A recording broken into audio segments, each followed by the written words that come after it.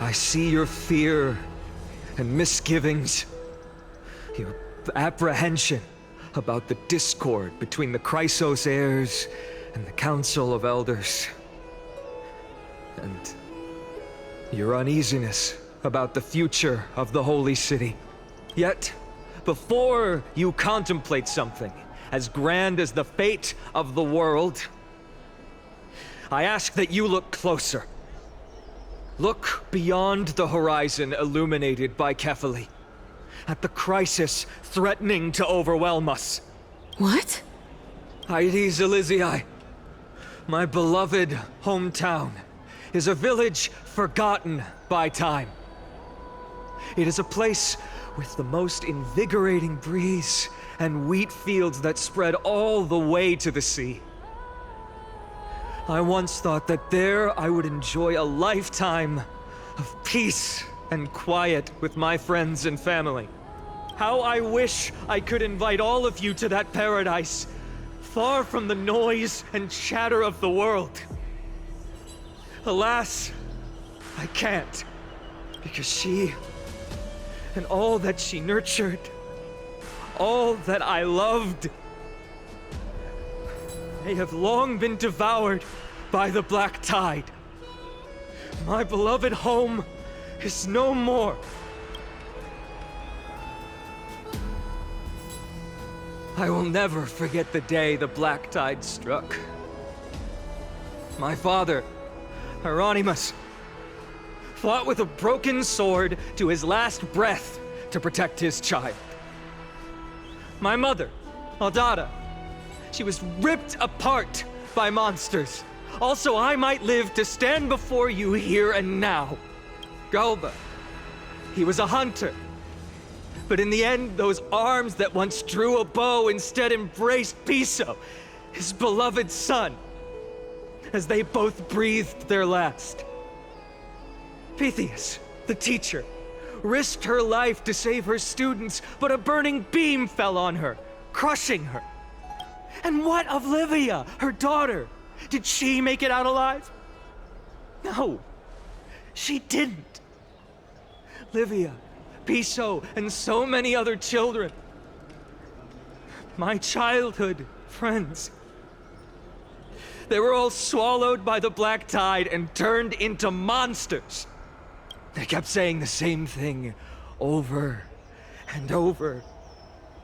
Even up until the final moment, I finally steeled my heart and granted them eternal peace with my sword. Why, Finan? Aren't we the best of friends?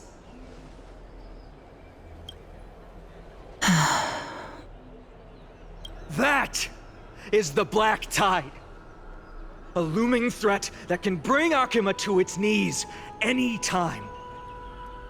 Kindness may have promised that with the 3 Titans of Calamity gone, Akima will return to an era Chrysia once more, but much as it pains me, I must disappoint you. While the demigod of strife has done everything in his power to hold them back, they are still coming. By now, the name of that black-robed swordmaster, the Flame Reaper, has likely echoed throughout the city already. The roaring thunder is a message from the strife demigod. The Flame Reaper has risen from death, and they hunger for the core flames of the gods.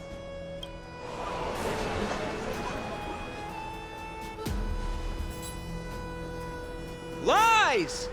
If such a powerful enemy is indeed approaching, why is Akima still a picture of peace?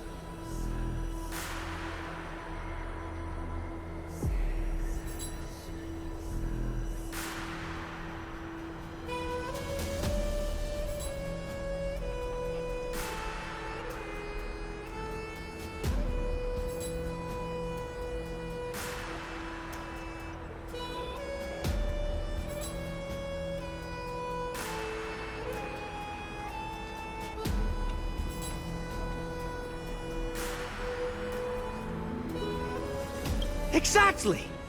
The city of Akima shows no signs of pandemonium or chaos. And why is that? I beg you, spare a moment to think about this. Are we able to stand here and hold this assembly in peace today because the danger has passed? No! This peace we enjoy is no gift of fate. We are able to stand here today only because the Chrysos heirs have stepped up and shielded Akima from calamity. With her golden threads, Aglaya has preserved and continues to preserve these idyllic days that all of you hold dear. The Council of Elders claims that Aglaya will one day forsake the people because her divinity is eroding her body and soul. But ask yourselves this. Rather than offering her aid and support, why do they choose to watch and push Akima away from the Flame Chase journey? The answer that no one can bring themselves to speak of. A truth stained in blood and buried in greed, fear, and vanity.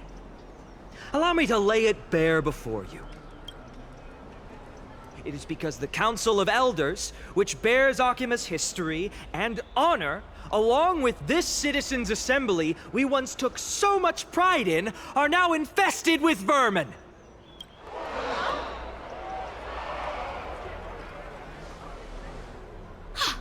You insolent whelp! How dare you! It is true that Aglaya has reached her limit. Why?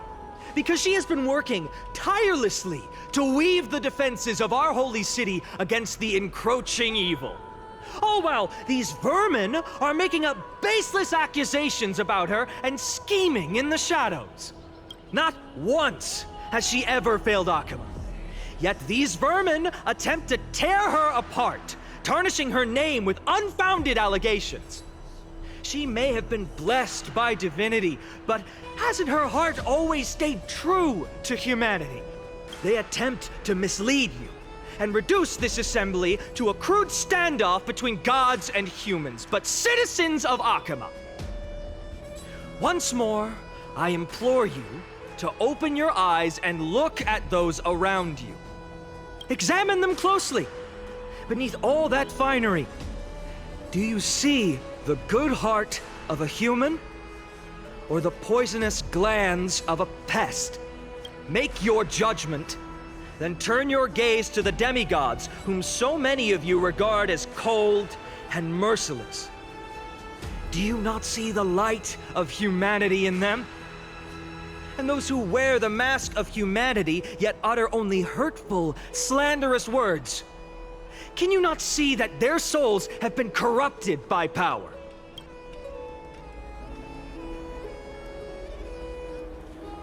Yet, no matter what your answer is, and no matter who your vote goes to, rest assured that you have nothing to fear. For Aglaya, Tribios, and I will remain your faithful guardians and pledge our lives to upholding your decision. And this vow will stay true until the end of our days, where it will be passed on to future flame chasers. A steadfast and unwavering promise that shall endure through the ages. Absolutely right. This Chrysos heirs have only our best interests in mind. I still don't understand.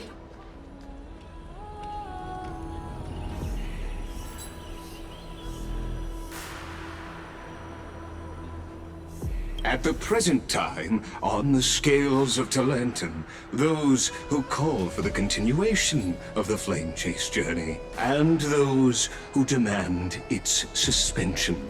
Each faction holds an equal share of votes, resulting in a perfect balance. As expected. This is the moment when the Flame Chase journey is the closest to its end. And now, it's your turn to vote, Lord Anaxagoras. Is there anyone else who hasn't voted? No, you're the last. Cast your vote with care, for your decision will break this impasse. I have long since made a decision. Very well. May you bring much needed change to this farcical world. The last vote. Who will he vote for?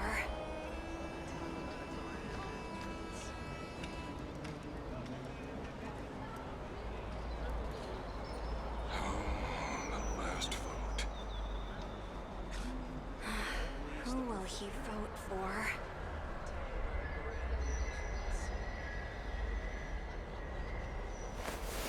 Reshape fate and weave Last vote. a new beginning. Who will he vote for?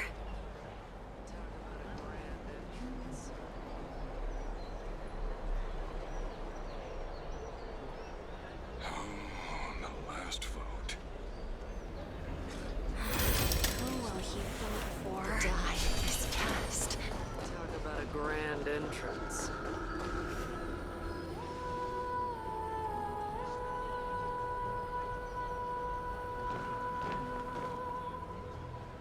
You've done well, Finan. Given the circumstances, delivering a rousing speech to stir up emotions was a prudent move. Thank you all for your patience. On behalf of the 7 sages of the Grove of Epiphany and the scholars of Amphorous, I, Anaxagoras, am ready to cast my vote.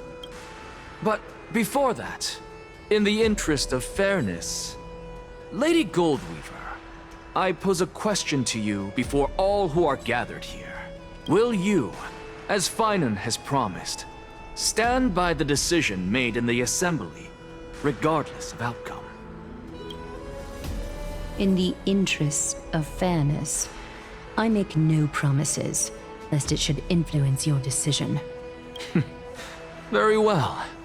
I thank you for your honesty.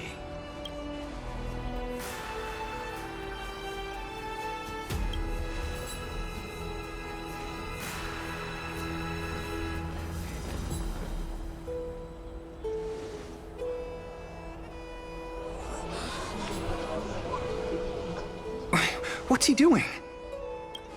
The stakes are high. Let's be patient. Cut the act! Who do you think you are wasting our time like this? Lord Anaxa, please do not forget that I... Rule number 1, do not call me Anaxa. Rule number 2, never interrupt me. Silence is golden.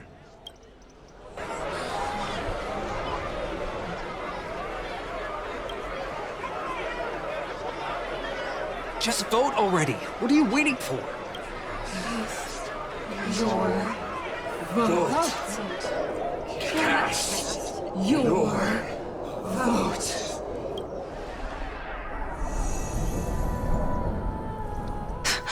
I cannot help but wonder, is every hardship in the world something you will exploit and use to your advantage?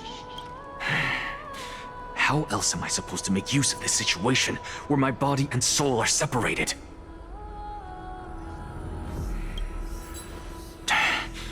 Oh, Circes. Or should I say Calypso? Accompany me on this final journey.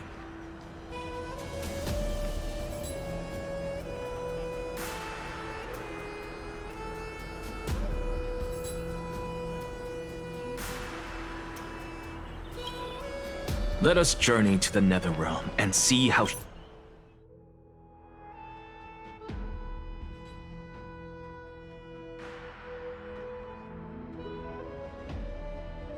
she will substantiate the answer to your question and validate my decision. We need only to follow the sound of the tides.